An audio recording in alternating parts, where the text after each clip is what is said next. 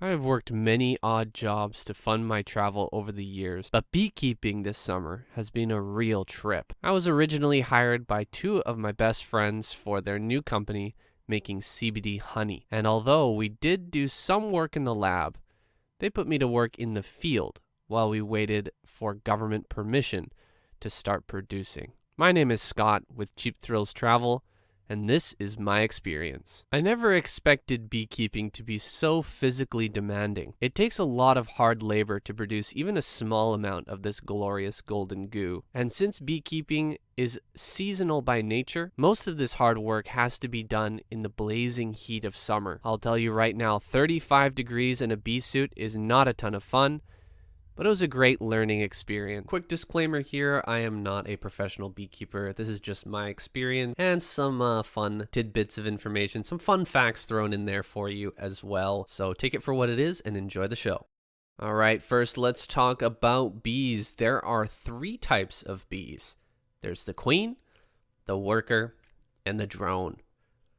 Drones share many qualities with greasy neckbeard gamers.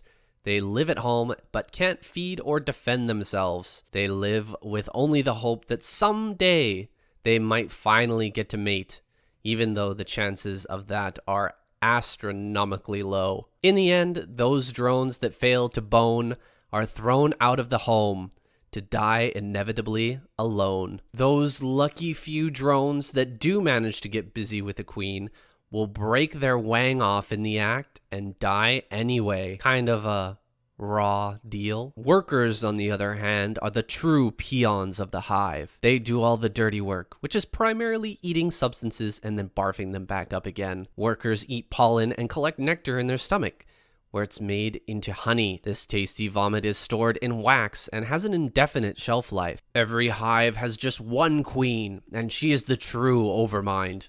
If she hits all her injects on time, a queen can produce over 3,000 eggs a day. She is kept in the bottom box by this, a queen excluder.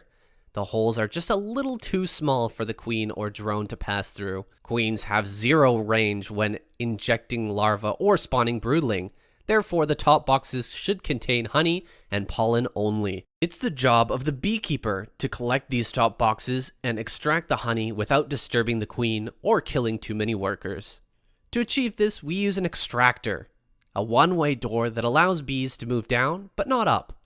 We place extractors on the hives a day or two before collecting their honey. Once the bees are extracted, just pop the top and steal those boxes. Early in the morning is better because the bees take time to wake up.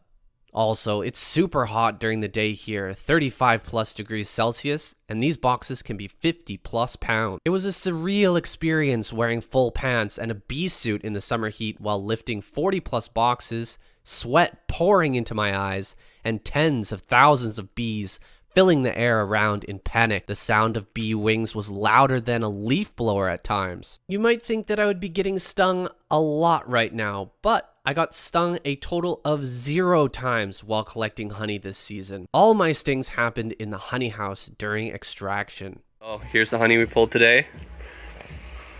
In these boxes here, this is the cold room, this is the storage room.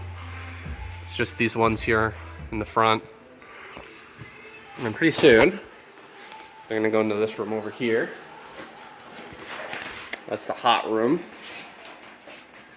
This is where the honey warms up so that it's easier to extract. It flows nicely when we spin it. Extraction is a very labor-intensive process, but it's made easier with centrifuge machinery and electric pumping system. We remove each frame of honey and scrape the wax caps off and place it into the machine to spin until empty. The honey seeps down into another warming tank where more wax is separated out, and then it's pumped into a large filter tank and finally poured into a barrel. The wax is collected and either sold or used to make candles. The empty frames that come out of the machine are put back into boxes and stored for next year. The bees can use the wax and honey left over there to create a new hive the following summer. Despite extracting a lot of bees in the field, there were still a ton that managed to make it into the honey house. These bees were more or less lost, and wind up landing on every sticky surface in the extraction area. As the bees begin to accumulate in greater and greater numbers, you run into the problem of bees dripping off the lights in the extraction room. We had to use vacuums to suck the bees away, and that's when I encountered possibly the worst smelling thing in the entire world, a vacuum full of dead bees left over the weekend.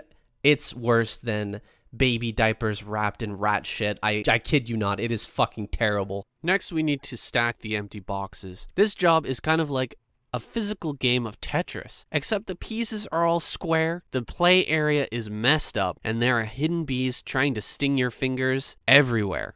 It's fantastic. We stack the boxes to the rafters, and with that done, it's on to my final job. Feeding the bees with sugar is the best way to help the bees survive the winter and prevent robbing. Robbing is a bee behavior that manifests only at the end of the season when the weather gets cold and flowers are all but gone. Bees who sense the presence of honey go wild trying to steal it for their colony. They will even destroy smaller or weaker hives in a robbing frenzy if they are not fed. That's why we mix massive amounts of sugar into a syrup that can distract and sustain them. There are also plenty of other technical beekeeping jobs to do that I was not a part of, including using toxic chemicals to fight fungal and parasitic infection. These infections, plus irregular climate and pesticides, have been destroying bee populations for years. Just this last year, my friend Max lost 300 of his 600 beehives, a devastating blow to a full-time beekeeper. Beekeeping overall is difficult work, and it requires a lot of preparation, knowledge, and hard labor. You can support your local beekeepers by going to Google and typing apiary near me to find a local producer to purchase from directly. Thank you for watching, guys. Big shout out to Max for letting me film his bee operation, and to everyone who supports me. I'm off to my next adventure. See you there.